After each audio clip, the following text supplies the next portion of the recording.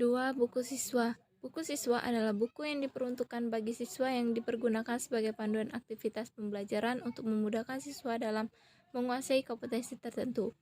Buku siswa bukan sekedar bahan bacaan, tetapi juga digunakan untuk melakukan kegiatan-kegiatan dalam proses pembelajaran atau activities based learning. Isinya dirancang dan dilengkapi dengan contoh-contoh lembar kegiatan dengan tujuan agar dapat diselenggarakannya pembelajaran kontekstual, artinya siswa dapat mempelajari sesuatu yang relevan dengan kehidupan yang dialaminya. A. Buku guru dan buku siswa. 1. Buku guru. Salah satu perbedaan antara kurikulum 2013 dengan kurikulum sebelumnya adalah adanya buku siswa dan buku guru yang sudah disediakan oleh pemerintah pusat sebagai buku wajib sumber belajar di sekolah. Sesuai dengan pendekatan yang dipergunakan dalam kurikulum 2013, peserta didik dipacu untuk mencari sumber belajar lain yang tersedia dan terbentang luas di sekitarnya. Peran guru sangat penting untuk meningkatkan dan menyesuaikan daya serap peserta didik dengan ketersediaan kegiatan pada buku ini. Guru dapat memperkayanya dengan kreasi dalam bentuk kegiatan lain yang sesuai dan relevan yang bersumber dari lingkungan sosial dan alam. Berikut ini dijelaskan peran dan fungsi buku siswa yang dapat dirinci sebagai berikut. A. Panduan bagi siswa dalam melaksanakan kegiatan-kegiatan pembelajaran. B. Penghubung antar guru, sekolah, dan orang tua. C. Lembar kerja siswa. D. Hasil kerja siswa dapat dimanfaatkan dalam penilaian. E. Media komunikasi antara guru dan siswa. F. Sebagai kenang-kenangan rekam jejak belajar siswa. 3. Analisis buku guru dan siswa. Beberapa hal yang perlu diperhatikan dalam melakukan analisis buku adalah sebagai berikut. A. Kesesuaian isi buku dengan SKL, KI, dan KD. B. Kecukupan materi.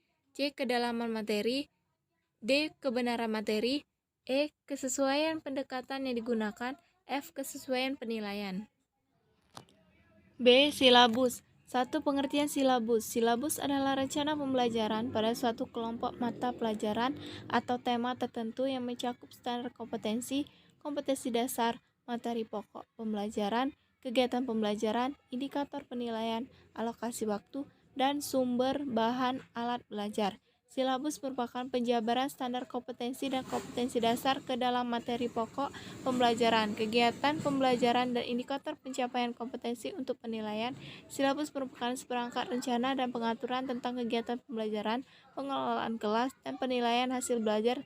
Silabus juga merupakan sumber pokok dalam penyusunan rencana pembelajaran untuk 1 SK dan KD.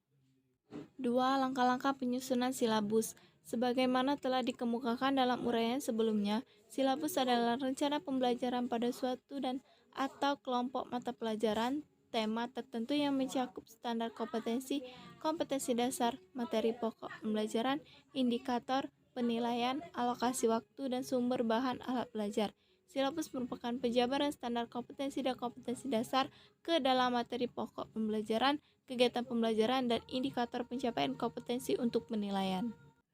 C. RPP atau Rencana Pelaksanaan Pembelajaran. 1. Pengertian RPP atau Rancangan Pelaksanaan Pembelajaran.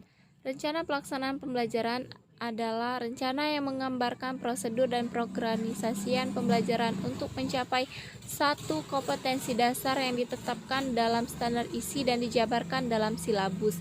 Lingkup rencana pembelajaran paling luas mencakup satu kompetensi dasar yang terdiri atas satu indikator atau beberapa indikator untuk satu kali pertemuan atau lebih. Tujuan rencana pelaksanaan pembelajaran adalah untuk mempermudahkan, melancar, dan meningkatkan hasil proses belajar mengajar dengan menyusun rencana pembelajaran secara profesional, sistematis, dan berdaya guna. Maka, guru akan mampu melihat, mengamati, menganalisis, dan memprediksi program pembelajaran sebagai kerangka kerja yang logis dan terencana. 2. Langkah-langkah penulisan RPP. A. Menuliskan identitas mata pelajaran. B. Menuliskan standar kompetensi. C. Menuliskan kompetensi. D. Indikator kompetensi. E. Merumuskan tujuan pembelajaran. F. Materi ajar. G. Alokasi waktu. H. Menentukan metode pembelajaran yang akan digunakan. I. Merumuskan kegiatan pembelajaran. J. Menentukan media, alat bahan, sumber belajar. K. Penilaian hasil belajar.